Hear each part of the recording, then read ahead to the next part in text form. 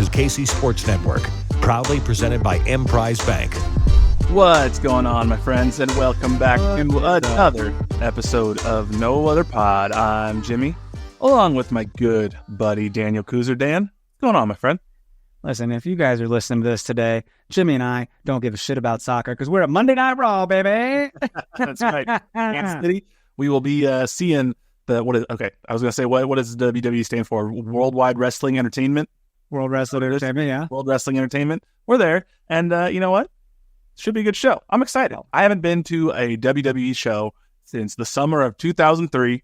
I was in 8th grade, and I got to see Mr. America, who was absolutely, most definitely not Hulk Hogan in a different disguise. And it was fun. I enjoyed it. You're in for a treat, man. It's, we try to hit it every time they come around, and occasionally they do like a house show in Topeka, which is really fun shit when they can go off script and just be kind of silly, you know? Yeah. But this is going to be an experience, man. Didn't they draft? The draft? I've never been. I mean, I've watched a WWE draft. I've obviously never been to a WWE draft. It's kind of uneventful, really, especially if you watch Fridays. Yeah, nothing really happened on Friday. It was like, whatever. Really? Yeah. But, yeah, I don't know. It should be fun. Didn't they just do a house show at T-Mobile in, like, October of last year? Did you go to that one? I was looking at that one hard for that one. That was a pretty good show, it looked like. Roman Reigns actually wrestled. He did, but he stopped the match. Mid-match, he picked up the microphone and goes, I don't need to be here for y'all. All right, so you got 2 minutes to start making some noise or I'm leaving. Oh. And we were like, no, don't leave, Roman. No, please. And he was just like, I'm not playing around. He was so serious, and I was like, damn, dude. I imagine it's hard in some of those house shows because the people, like, he's not going to lose the championship at a house show. So, like, you're there to... That's the lady behind us who was so into it. And we're like, lady, relax. He's got a 1,000-day run. He's going to lose it on a random Tuesday in Kansas City. Right? Everyone knows there's no titles being changed in a house show unless it's at Madison Square Garden. Right. Everyone knows that's fair game. Yeah. Very fun. So this is going to be a blast, man. If you're listening to this, we are having so much fun right now. I believe Tucker Franklin, KCSN Zone, is there too. It's going to try to find him and say hi. It'll be fun. I'm excited. So let us know if you're going to be there. If you're listening to this during the day on Monday, let us know. Hit us up. Hit us up. So, can be a good time. It should be. Dude, there was also soccer this weekend. Unfortunately. And I don't know, man. Get your tablets out. Let's talk about this. Should we get them out? We got some evidence to show. They'll let you know exactly what went wrong and why we lost.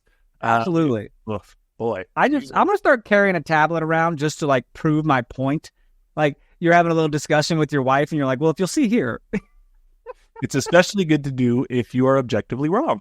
Exactly. Exactly. Because, some Twitter account who specializes in this kind of thing is going to make the decision, It's so funny. I mean, it's not funny. I laugh because otherwise I'll cry. Talking about sort of where, not even that, like, this team, I don't think this is a bad team. That's the part that's frustrating. I think this is an objectively pretty good team. I'm not going to say great team. I'm not going to say championship caliber team, but this is objectively a Sporting Kansas City team that should challenge for hosting a home playoff spot. Yeah. Realistically, they are good enough to do that. As things stand currently, we are below the playoff line, which doesn't mean anything because it's 10 games into the season. And we're literally April 29th. We're a hell of a lot farther along in terms of points than at this point this year than we were last year. But still, what is so frustrating is that if you look at where this team could be, now they never led in this Minnesota game, so we're not dropping points in the same way that we have in previous games. But if you look at where this team could be compared to where they are now, and when you see the same type of mistakes again after again after again and game after game after game, at a certain point, it's hard not to become, as a fan base, almost apathetic.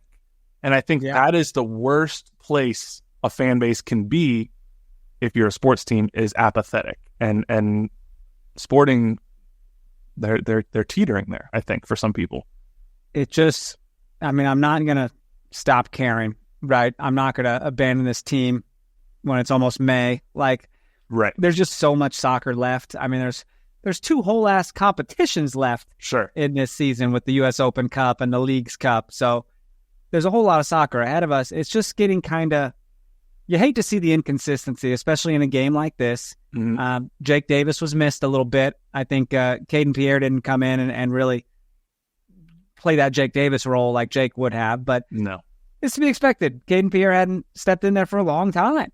Right. So I expected him to have some cobwebs, but we need to really talk about the Polito-Agata experiment, if that's really going to work out. And how come we didn't score 3 goals, man? We only score 3 goals. What the hell? Well, so this is the thing. Now, Sporting for the last handful of games has been outperforming their expected goals. Yeah. So, you can take that a couple ways. You can say, well, the finishing's been incredible and the attack has just been really good. Or you can say, well, maybe they're getting a little lucky. Maybe it's not sustainable.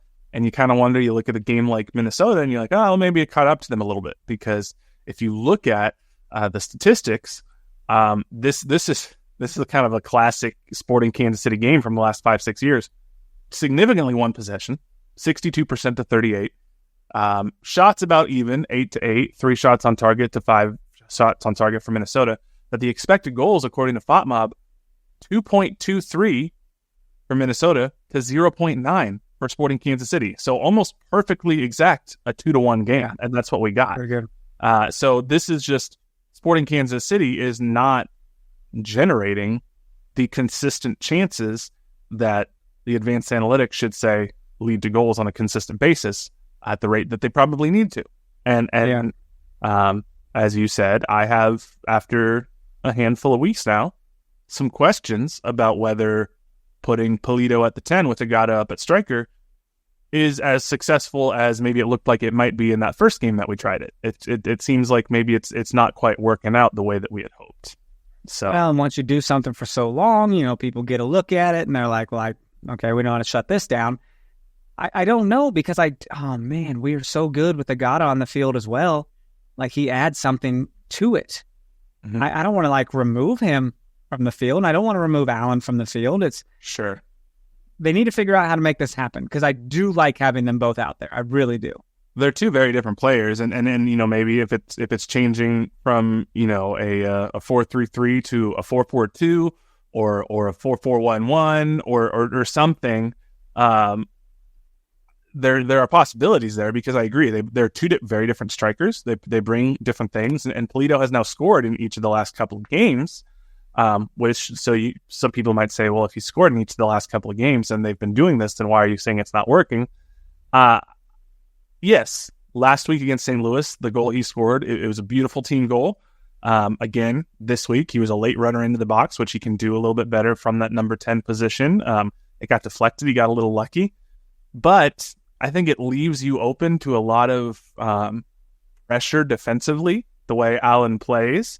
And it sort of narrows the field defensively and offensively compared to where Tommy is in the midfield, and he's just a faster player. He runs more, he covers more ground. I don't know. I just I don't want to see. It's hard because when Johnny comes back, and Johnny will come back soon and get his starting spot, somebody's got to come off the field. So the question is, who comes off the field? You either got to pull off Willie or Polito, or you got to pull off a midfielder. And so that's where it gets tricky. But I mean, it's not working as it stands now to win games. I don't want to take anything away from Minnesota, because I think they have the potential to be a pretty good team. I really do. Yeah. But I also don't think we are just outside the playoff line bad. You know what I mean? Agreed. All those points. I mean, you can let's talk about those if then, what if moments. We can just woe is me. We shouldn't have given up so many points, or we'd be Supporters Shield leaders by 5 points or whatever it would be. Yeah. And it's we can't talk like that anymore, because it didn't happen. Right. What could have been Right. sounds pretty freaking cool. But here's where we are, and we are literally down there, 1.1 point per game. Yeah. That's not good enough right now. Boy, howdy. Why did I say that? Boy, howdy. It's just not, let me tell you. Now, if you want to look on, this is sort of a double-edged sword, what I'm about to say, because if you want to look, and we are going to get into the game and what happened specifically and talk about next week and everything, but if you Peter talks about, where we were last year compared to where we are this year, and there's a lot of time left in the season and whatnot. And it's sort of a double-edged sword because last year, through 10 games, we had 3 points, 0 wins, 3 draws, 7 losses, 3 points. And we ultimately ended up fighting our way back to make it into the playoffs in the 8th seed, hosted that play-in round game. And that's all well and good. We have 11 points through 10 games this year. So way better. 8 points more. Yeah. You had finished with 8 more points at the end of the season last year. Like, let's say, the rest of the season went the way it did, and you secured 8 more points through the first 10 games of the season than you did. You would have bumped up from 44 points to 52 points. That would have been good enough for 3rd place in the West, right there with LAFC. So that's great. You can say that's a positive. We're a lot better this year. There's still time to make it up, etc. Now, the double-edged sword of that is, 1, you don't ever want to get complacent and put yourself in a hole you got to dig out of again. And 2, you know what we did last year after the first 10 games of the year? We went on the best points per game run in the entire league. Is it realistic to expect this team to replicate that and do that again and go on the best points per game run for the rest of the season in the entire league? That's a pretty tall order. Well, if it's going to happen, you got to get started at the number 1 in the Western Conference, Real Salt Lake, this weekend. Yeah, why not? Now, what is a bummer? So we have 11 points through 10 games. There's 24 games left. If we want to get to, I'm just saying, cutoff line last year, it was 44 points. We and San Jose both had 44 points. That was good enough for 9th place. So you got to make 23 points over the final 24 games of the season. If you're on this trajectory, you're not going to make it. So if you're going at this pace, you're done. You're at this pace. We're right at that cutoff line. So they gotta pick it up in some way. The points per game line to host a playoff game last year was 1.5. Yeah. So they gotta pick it up quite a bit and hover around that 1.8 points per game range for the remainder of the season. I think they want a challenge for a home playoff game.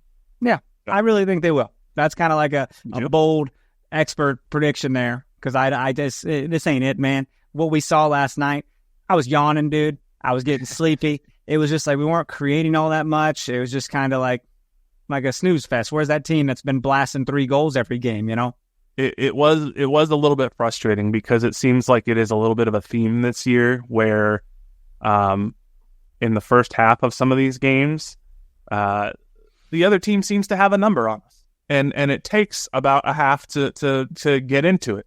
And then if we are winning, we have a habit of blowing leads. And in this case, we didn't blow a lead. We just couldn't fight back because those mistakes that we've been making in the last, 15, 20 minutes of games, we decided to make in the first minute of the game this time. So at least we got it out of the way. But it's like I gotta tell you, cool atmosphere up there. Would love to get up there. I haven't seen their new stadium yet.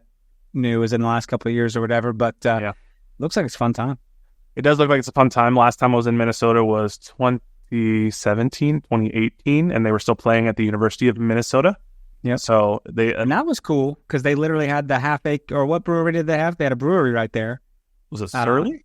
Surly. They had the Surly Brewery. Yeah. Within walking distance. I remember we walked over there afterwards and just had some beers. It was pretty cool. Yeah, the fans were great when I was up there. I assume they're still great. I mean, they call it the friendliest rivalry in the league. I'm not sure this is really a rivalry. No, I don't. At this point, it's just 2 Western Conference teams in the Midwest.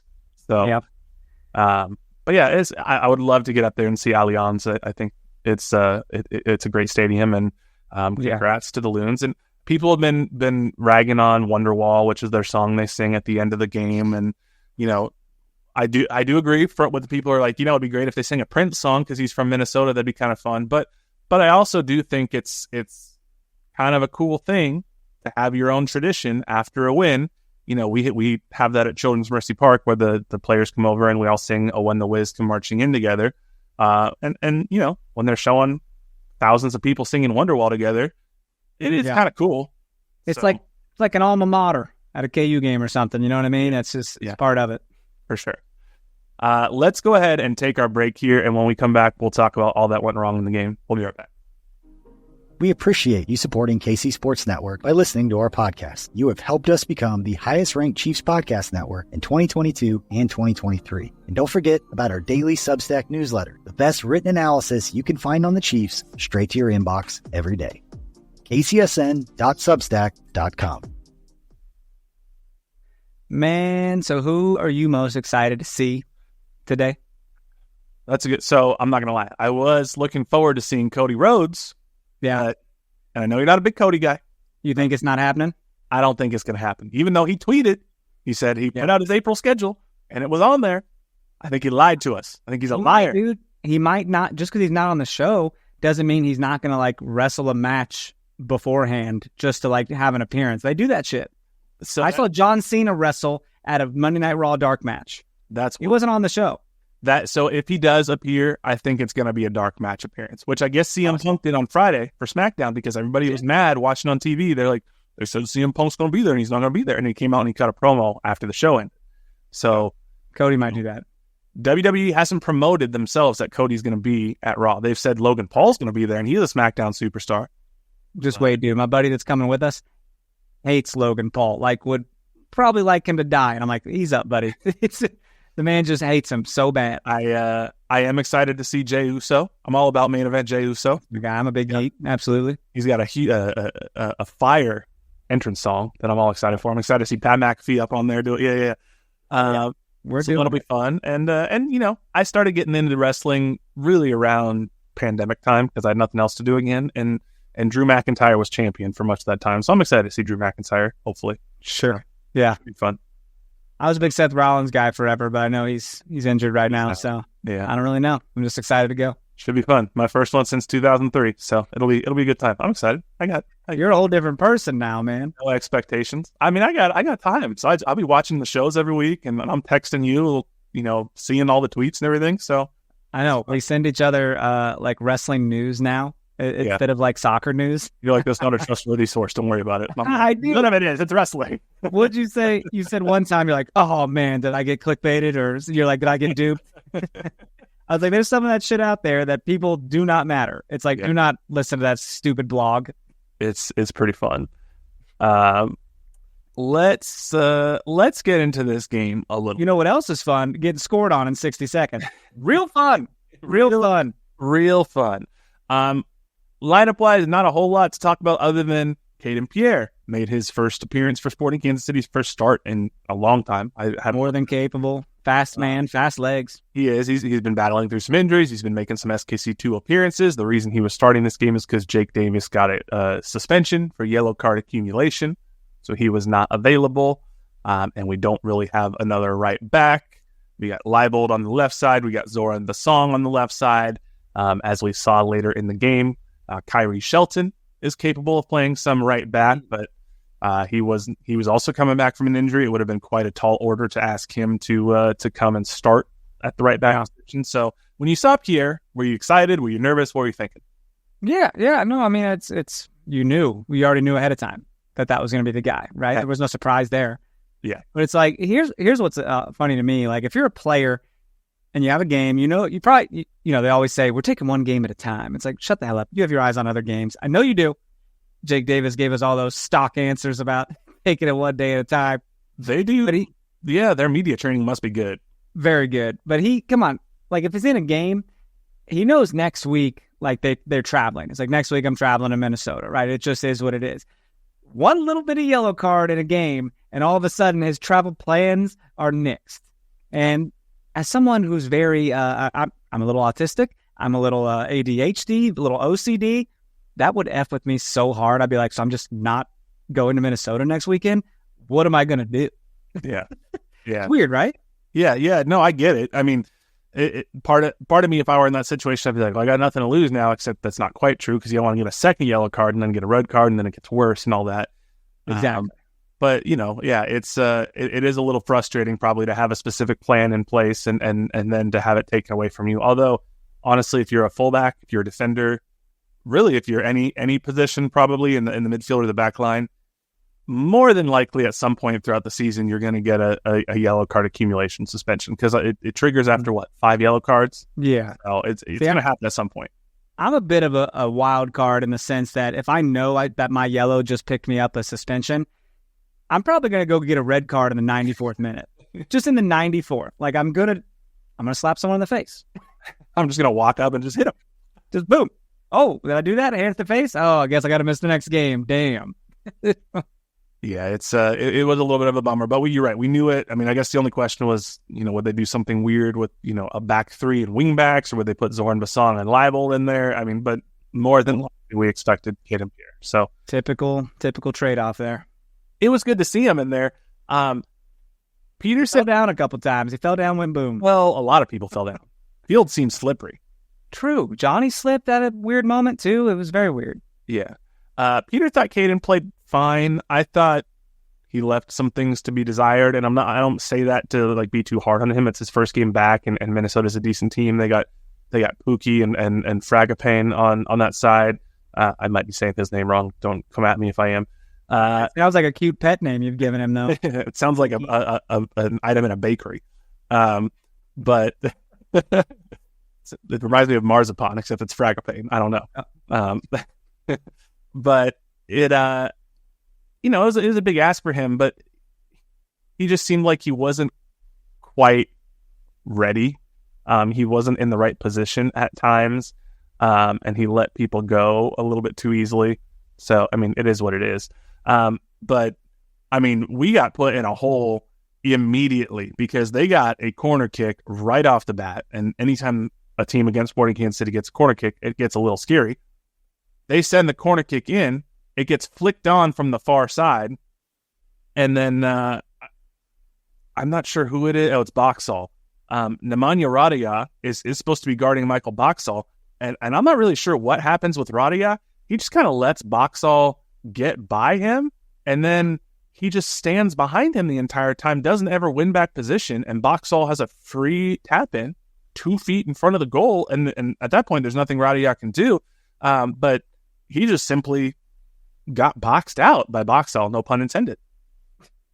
He did, man. It sucks. It sucks when that's clearly on video, and you're like, okay, we see who blew their assignment. Mm-hmm. And that'll get brought up in training, and you don't have to tell him twice because Radia's face clearly said everything. Right. He knew he messed up. Yeah, it's just, I don't know if he got a little complacent when he saw the ball go short, but I mean, really what happens, and if you look at where Boxall lined up initially, he's near the top of the box. And essentially all he does is he just almost swim moves past Radija, and then that's it. And Radija he got complacent, I think, before the kick was taken, and you get complacent for 2 seconds, and they take advantage of it, and then that's it. And Melia was understandably pissed. Now you're a minute into the game. You've given up another set-piece goal, which has been a problem that Melia has talked about this year. And now you're down on the road with 89 minutes to go. Good news is you got time to come back. Bad news is they're going to keep pushing for a goal, and it just sucks. That was good news, though. Right away, I you kind of shake your head, but you're like, cool, there's 89 more minutes. Let's go. Well, yeah, and this team last week was down a goal, and they were able to come back and should have won against St. Louis City. So it's not like this team can't come back from being down. And they had a chance moments later. In the 7th minute, Tim Leibold sends a delicious ball into the box to Willie Agata, and this should have been leveled 1-1. Willie Agata touches the ball perfectly to himself right at the penalty spot. He's essentially taking a penalty kick. And maybe that's the problem. It was Willie Agata shooting the ball from the penalty spot, because as we've seen this year, that does not go well. He does not even get this one on frame. He tries to go high for some reason, and he goes over the bar. He doesn't go right. He doesn't go left. This should have been 1-1. Should have been. I just feel like sometimes maybe he gets too excited about things. It's just weird, man. I trust the guy, and he's got really good decisions, but also his passing leaves a little something out there too. His passing's not always great. Leaves a little bit to be desired. I mean, that's where Polito definitely has the advantage over Willie is in passing the ball. Feel good. Willie is a little bit more of a goal poacher. He tends to be, right place, right time. And this is the type of ball that you would expect him to finish.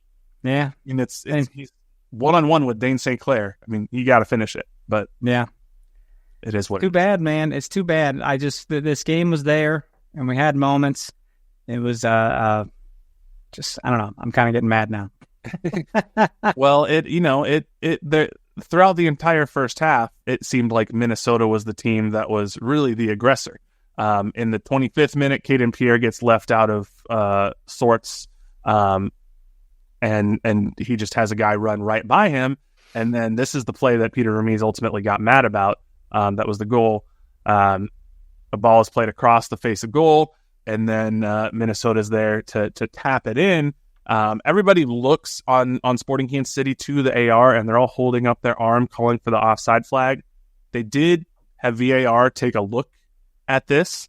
There was no signal for review. So the I'm going to mess up his name. The goal is from Oluwaseyi. He's the one who ultimately tapped it in. If you watch it, and this is kind of what I said live, is he offside? Maybe. It's very close. But there was simply no angle to be able to overturn this. The angle that they kept showing on the broadcast makes it look worse than it is because of sort of an optical illusion, the ball being farther away, etc. And like you said, if you go to Twitter, Offside Modeling is an account that does their best to try to use math to model whether a ball was offside or not. And they did their thing, and they came to the conclusion that it was onside by 1 inch, which this is a rough estimation. So essentially, it's even, and there's not a chance in hell they could have overturned that with the angle they had. So not much that can be done there. It's tough, dude. It's fun because every 5 yards, the grass is like a different color, right? It's like light green, dark green, and it alternates.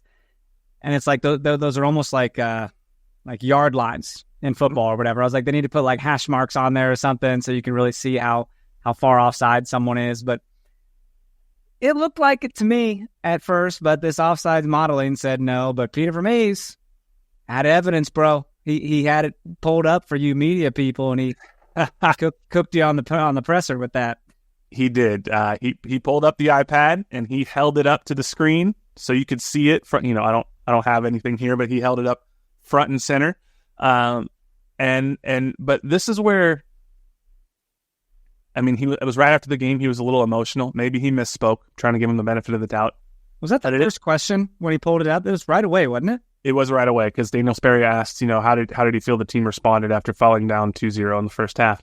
And his response shouldn't have been is 0. The game shouldn't have been 2-0 to begin with. It should have only been 1-0. And then he gets the iPad and he goes, if you look where Danny Rosero is and where the player is, there is no way VAR should have missed that. It's completely unacceptable. That is a missed play. It's so easy to see. So it should be 1-0 at this point. Now, when I say I'm trying to give him the benefit of the doubt, I don't know what he's really talking about because the ball is beyond Danny Rosero. So yes, Oluwaseyi is beyond Danny Rosero. That does not matter because the Minnesota player who has the ball is also beyond Danny Rosero. So all Oluwaseyi has to be is behind where the ball is at the time of the first contact of the pass. And that's where I'm looking at this. And it looks bad because of the angle, something called parallax effect, if you really want to talk about mathematics. I didn't think that it looked like it was offside necessarily because of what I assumed offside modeling would do. And then, yeah, it looked like it was essentially even. I am not at all surprised they did not signal this for further review. So, Google's parallax effect. Sometimes people say shit and I'm just like privately Googling. It's interesting to me that Peter chose that as the hill to die on, and now it's become a meme where people out there, including us, have memed this. It's a good meme. I saw. That was a fun one. Yeah. Congrats on that one. I had to take advantage of it. Somehow I was bored and mad, so. Well, why not? That was a great Kansas City soccer game this weekend. Yeah. You stay up for that one? Of course I did. Yeah. Yeah. It was, Claire Lavoisier getting the brace. C'est magnifique.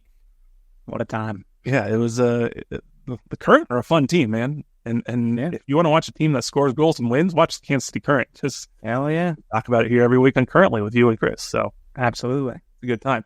But I don't know. It's just interesting that Peter chose that hill to die on. Sporting did pull one back, about 10 minutes later. Roddy got messed up earlier in the game, and he has a very good ball here to Daniel Shallowy in the 37th minute. Daniel Shallowy cuts it back to Alan Polito, who's a late runner into the box, gets deflected. It goes into the back of the net. It's 2-1. So you're thinking, great, this is where we were last week. 2-1 at the half. You got 45 minutes, make some adjustments. Maybe you come out, you earn a point. And I will say, I thought Sporting Kansas City actually looked better in the second half. I thought they looked like they had opportunities in the second half. They just couldn't find the back of the net. But this is what happens when you put yourself in a hole too early in the game. You suddenly have to dig yourself out. And in soccer, sometimes it's very difficult to dig yourself out of a hole, especially if it's on the road. For sure. I don't want to say we played bad, man, because there were times when we were sending through balls like crazy, and Daniel was getting on top of them, and it was we were moving. It's just didn't work out. A lot of people are unhappy with Daniel. He's not, because they want him to score. They want him to score. Yeah, and he took the number 10 jersey this year, and with that comes expectations. That's a big number in soccer historically. That sucks because it's just a stupid number, and it's like he didn't want it to say that he's the number 10, the creative midfielder, because he's not the creative midfielder. Sure, right. It doesn't mean that he's the 10 per se in terms of the field, but it's sort of like in football when a player asks for number 1 and they're a wide receiver.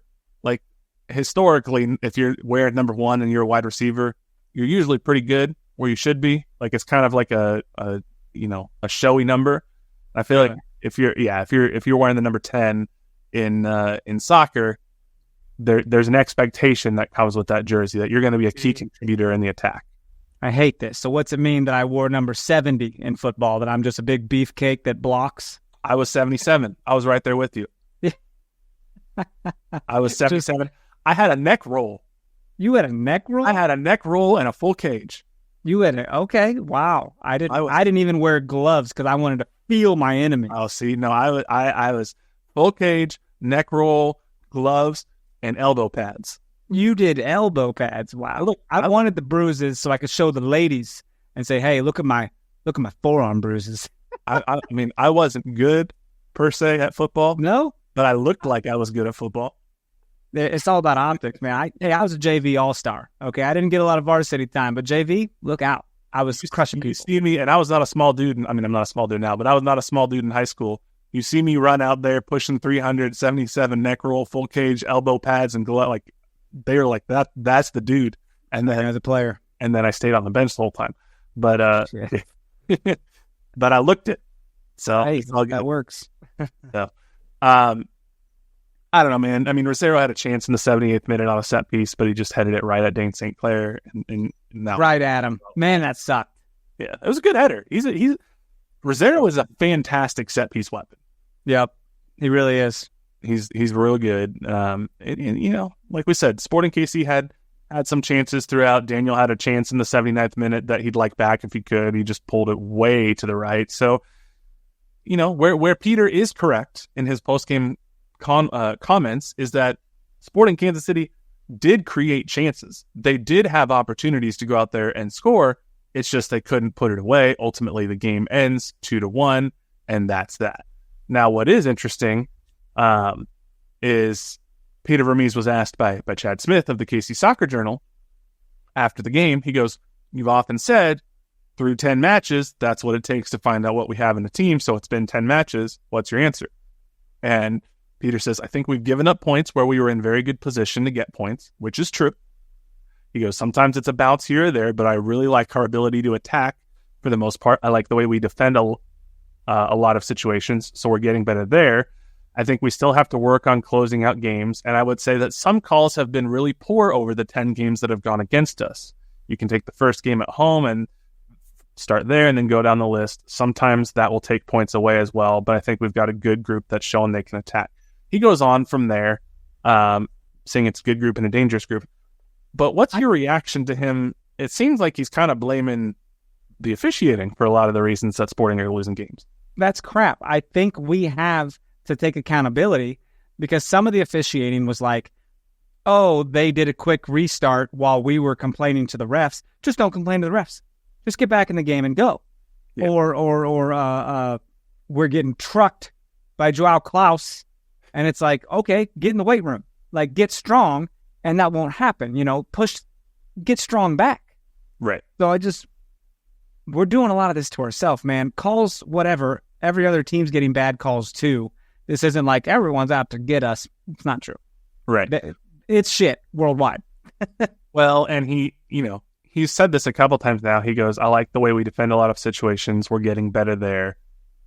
I would like to know what he means when he says we're getting better there, because each of the last 4 or 5 games, we're objectively not getting better there. We're giving up dumb goals in the same ways that we've been giving them up. So it's not like I don't see it getting better. I don't see it getting worse. I see it staying the same, and I don't like where it is. So sometimes I think Peter puts on some rose-colored glasses. Now, what is interesting, and I noticed this right before we started recording, is if you look at the way Peter analyzed the game and how they played, and by and large, he goes, I think we actually played pretty good. It was a good reaction from the group being down 2 goals. We kept our heads in it. We didn't lose ourselves. I thought we made our adjustments at the half. We had our chances, blah, blah, blah. And then you look at how Minnesota United's head coach talked about the game after Eric Ramsey, who hasn't even been with Minnesota the entire season. He came over from Manchester United after the season had already started. And he, according to Brian Korstad, who is a soccer reporter, said that Eric Ramsey was dissatisfied with his team's execution of tactics, forcing him into numerous tactical and personnel changes. So he was unhappy with how the team played, even though they had a 2-1 win. And I just think it's an interesting juxtaposition. The winning coach looking at the game going, we didn't actually play how I wanted us to. We had to change it up, and I'm upset about it because we should have been better, even though they won. And then you have the losing coach, and I feel like where a lot of the frustration from sporting fans over recent weeks comes is we're not getting the results we should, and they keep hearing Vermees talk about, well, we played well, and pointing to things that are outside of our control, whether it be officiating or whatnot, as to the reason for why we're dropping points. And I'm not saying that's not totally without merit, but when you hear it week after week after week, I think it does get tiring for the fans to be like, okay, well then this is just what it is then, and nothing's going to change. And I understand why that's frustrating. Yeah, 100%. In terms of our holiday distillery toast of the match, there weren't a lot of stellar performances on the field this week. There was one performance that stood out particularly well to me. There was an unsung hero of the match that nobody expected to have to step into the line of duty, and when it was called upon, it performed its job admirably and well. I would like to nominate Peter Vermees Tablet for the holiday distillery toast of the match. All right. So that's what I'm going to say. Mr. Tablet, we did not expect to see you tonight in the team sheet.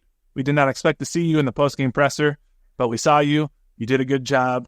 You did well. I hear you saying it. It's they, them pronouns, okay, for the Tablet. Let's just keep it simple here. Congratulations to you, Tablet. I have a little bit of the Sorrento Lemon 360 vodka here in my mango ginger seltzer to you were going to say in my mouth. Well, that did. Look at him. And Jimmy's drunk. What have you done? Well, hey, I don't know, man. We're going to Salt Lake this weekend. I am literally going to Salt Lake this weekend. Yeah, are you going to the game? I will be at the game. I have to be in Salt Lake City for a work conference, and it just so happened to work out that I looked at the Sporting Kansas City schedule, and wouldn't you know it, Sporting Kansas City are playing in Salt Lake City this week, so I will be on the ground at the game. Are you media, or you got tickets, or what? I think I'm going to go just as a fan this time. I haven't bought a ticket yet. Oh, okay. I did this last time I went to Minnesota, too. I kind of waited until the night before that morning, saw what was available in the secondary market. Been keeping an eye on the tickets. They're not terrible. I've never been to Salt Lake for a soccer game, so I'm excited. Yeah, I've never been to Salt Lake, I don't think. They have the second best goal differential in the league, right behind Miami. Mm-hmm. So they know how to score. They know how to defend. It's going to be this will not be easy, my friend. They lead the Western Conference right now. Well, tied with the Galaxy up there on 18 points. So they do, and they just beat Philadelphia on the road thanks to an 89th minute game winner. So yeah, they can win. They know how to win. They've won 2 at home. So I mean, I don't know what needs to happen here, man. But you can't have that performance like you did against Minnesota. Tell me if this sounds familiar, because Philadelphia did what I call a classic Sporting Kansas City. Philadelphia, they split possession about 50-50, but Philadelphia outshot RSL 15-9. They outshot them on goal 9-4. They blocked more shots, etc. If you look at the expected goals, Philadelphia had 2 expected goals. RSL had 0.5. And yet, Philadelphia gave up a goal in the 89th minute. RSL wins 2-1. Philadelphia pulled a classic Sporting Kansas City. And that's what scares me about now going on the road to Salt Lake is, like you said, they can score goals. They have a good defense. This is not going to be an easy game. This is one of those classic games where if we go in there and we get out of there with a single point, that's a good result. It's going to be, you never know what's going to happen in MLS. I'm not ruling out the possibility that we can't go in there and get a dominant win. Anything's possible. But against the first place team in the West on the road where they allow very few goals, the fewest goals in the entire Western Conference, and they're among the top scorers in the Western Conference. This is a game where if you can get a draw, I think that should be considered a very good result. You have Jake Davis back in the mix on rested legs. So we're out. That. It's going to be a fun one, man. 8:30 on Saturday. It's possible we see Johnny Russell a little bit sooner. I don't know if he'll start or not, but, I wouldn't be surprised necessarily. You mentioned how neat it was to see Kyrie Shelton at the end. He kind of added a little spark. You could see that beast possession that we saw him come in and do. But it was, I don't know. I like that he's an option, right?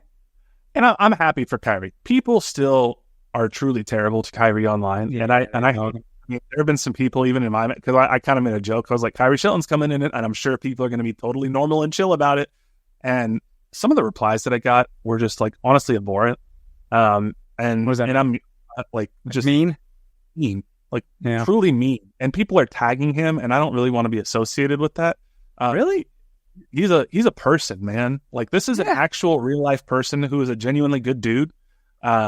And so regardless of what you think about his performance on the field, there's no need to just be tagging him and being genuinely mean to him. I'm not about that. We're not about that. There's a time and place for criticism of a performance on the field, but Kyrie's a good dude, and the hate that he gets is vastly disproportional to anything that's deserved. So he came in for right back, right? Yeah, he came in for Caden Pierre for like the last 15, 20 minutes.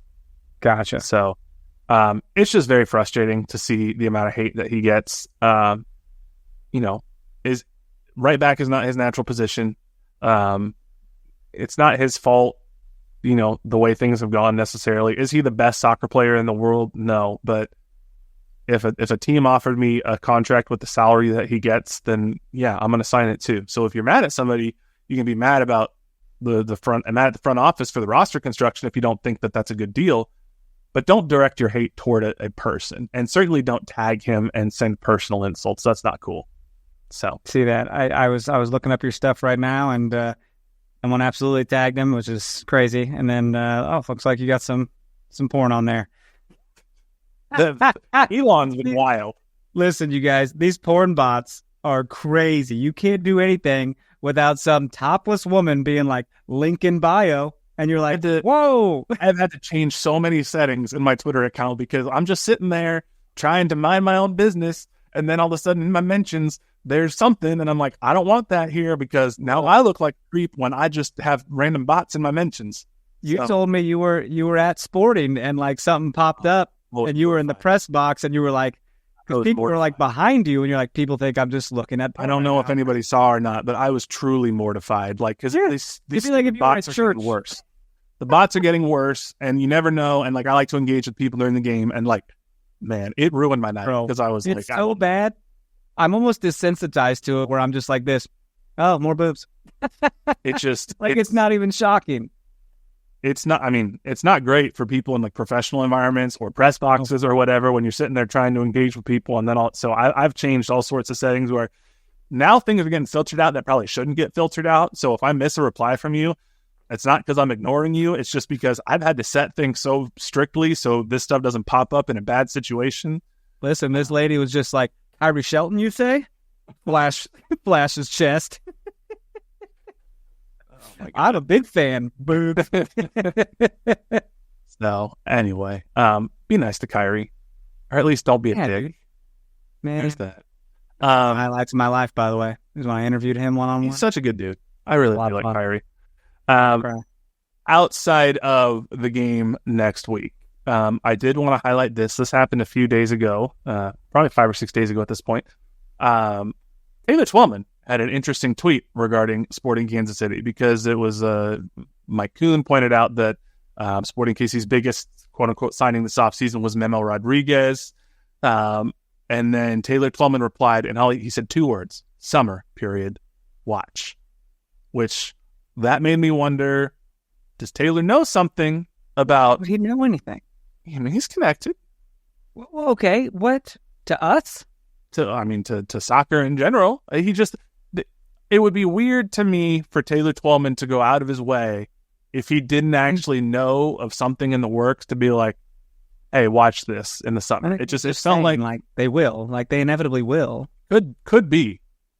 But to me, it read like maybe Taylor Twellman knows Sporting and somebody are working on something. Because the European calendar ends in May after the season's end. So the summer is their off season. So maybe he knows Sporting have been in contact with somebody in particular over on a European team. And after that's done, they'll come over. It's probably Kylian Mbappe. I'm just going to say it. He's probably coming over. Dude, it's probably Griezmann or some shit, man. And so, hey, if Antoine Griezmann came over, that'd be sick as hell. That's been leaked too before, or, teased with Mahomes meeting him when they went over there to play and shit. He does love Mahomes. It's probably not Griezmann. It's definitely not Kylian Mbappe. I'm 100% kidding there. But, dude, Luka Modric or some shit. Johnny Russell did come over from a European team in the summer. Or was it the summer? It might have been a winter signing. I don't remember. But I think it was a winter signing now that I think about it. But players have come over from European teams and been successful before. Fontas came from Barcelona. Ilie came from Barca B. So maybe that Barca B pipeline is still in effect, and Sporting Kansas City can get somebody in the summer coming over from Europe. We'll see. I don't know, but watch this space. It's interesting. Yeah. So could be. Were there any other games or anything from this week that sort of caught your eye? I know Miami continued to run through people, and Lionel Messi had a brace and was setting more records, and it's stupid what he's doing to this league at this point. But is there anything else that sort of caught your eye that you want to talk about this week? Columbus took care of business against Monterrey, and they now have a 1-goal lead in the semifinals of the CONCACAF Champions Cup. They have to go down to Monterrey and defend a 1-goal lead. That 1 goal, if they were going down there and they had won 2-0, it would have been huge. They did let Monterrey score 1, but if they go down there and lose 1-0, they lose, don't they? Because Monterrey has that away goal. I believe so. So they need to go down there at least expecting to score at least 1 goal. If they score at least 1 goal, then Monterrey has to score at least 2, and then you'll go into extra time. Extra time, yeah. Or does it go straight to penalties? That's a good question. I honestly they've changed it up lately to like save legs and stuff. Yeah, which I get it, and I'm not.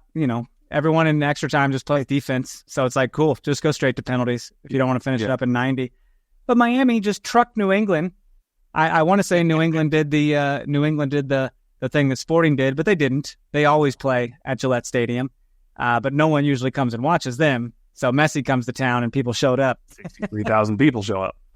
Which is cool. It's a cool environment. But everyone who follows New England is all like, just gagging over Messi here. It's ridiculous. Well, New England's not exactly doing much on the season to give them a reason to come watch. They're truly terrible.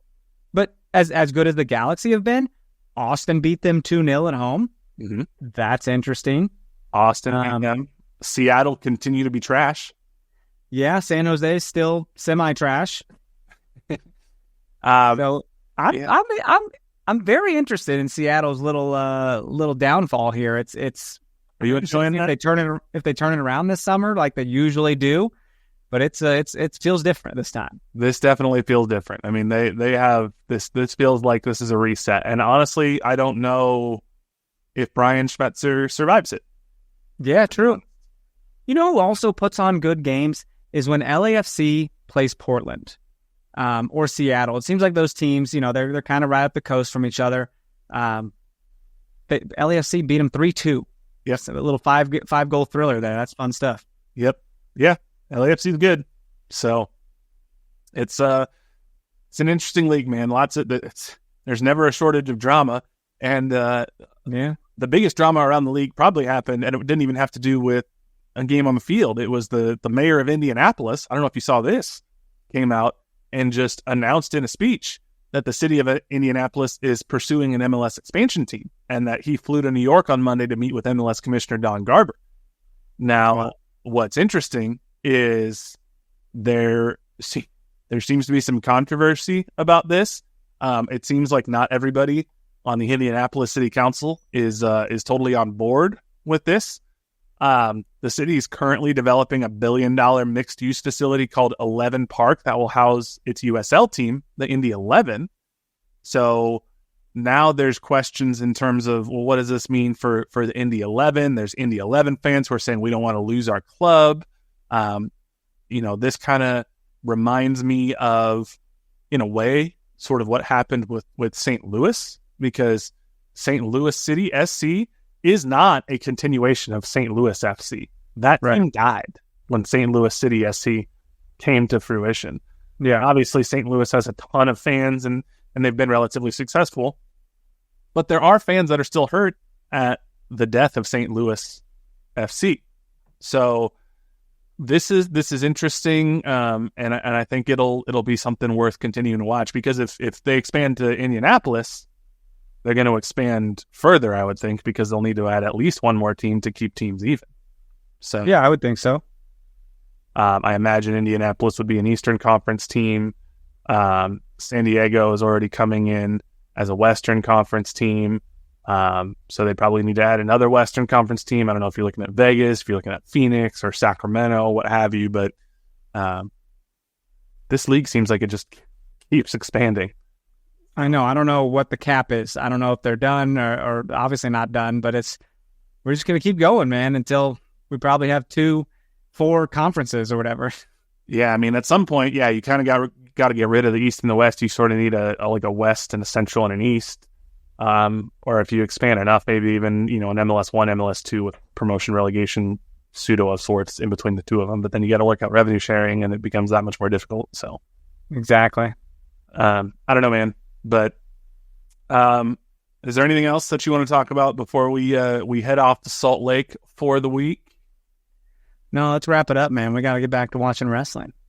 What I do want to say too, because we're going to be up there and not too long, is people in Nebraska did get hit hard with tornadoes that went through the Lincoln and Omaha areas, and we know one of our longtime listeners, Bob, he lives up there, and he knows some people that were affected, and so our thoughts are with people in Nebraska right now, and we haven't seen anything formally yet from the club or from a supporters club or whatnot in terms of being able to support those who are impacted. But if we do, we'll share it, we'll boost it. But it's exciting that we're going to be able to get up there and play against Union Omaha in a couple of weeks. But we know a lot of the people who are fans and players and staff of that club were probably impacted by some of the crazy tornadoes they got. So thoughts are with you, and hope that the recovery goes quickly and everybody was safe. Dude, It's such a scary thing that something really cracked me up. And I saw a video I saw on TikTok that it was so morbid, but this guy who was there with tornadoes, and he goes, "Gonna be sleeping under the stars tonight," and behind him was his house just torn down, and he's like, "Skylight all day." It's terrifying to me. Like, I'm not used to tornadoes. Yeah, Did you do okay that night? My anxiety was high. I'm not gonna lie. Oh my God, you were killing me. I was like, "Will you relax, buddy? You're gonna be cool." Yeah, I mean, once they said that, things stayed south of us and north of us, and we were pretty good here, but it, I don't know, just, thoughts with all of you out there in Nebraska or Iowa, because it continued in Iowa. We know there's storms, y'all. You got to check on Jimmy. He's losing it. Just get your NOAA Weather Radio PSA. Get a NOAA Weather Radio. Have multiple ways to get alerts. Make sure you follow your local weather service on Twitter. They get great information. I'm just saying, he's ready for The Walking Dead. Have your bottled water ready to go in your secure place where you shelter. Yeah, good idea. So, anyway, thank you all so much for listening. We appreciate you. Please make sure you leave us that 5-star rating and review. It helps us get found by more people, and we do appreciate it. Make sure you follow us on Twitter and Instagram at NoOtherPod, at Dan Kooser, at JCMac03. Send us an email, nootherpod@gmail.com. Check us out on YouTube, KCSN Soccer on YouTube, or via the Kansas City Sports Network app. But until next time, he's Dan. I'm Jimmy. We'll catch y'all later. See ya. Yeet.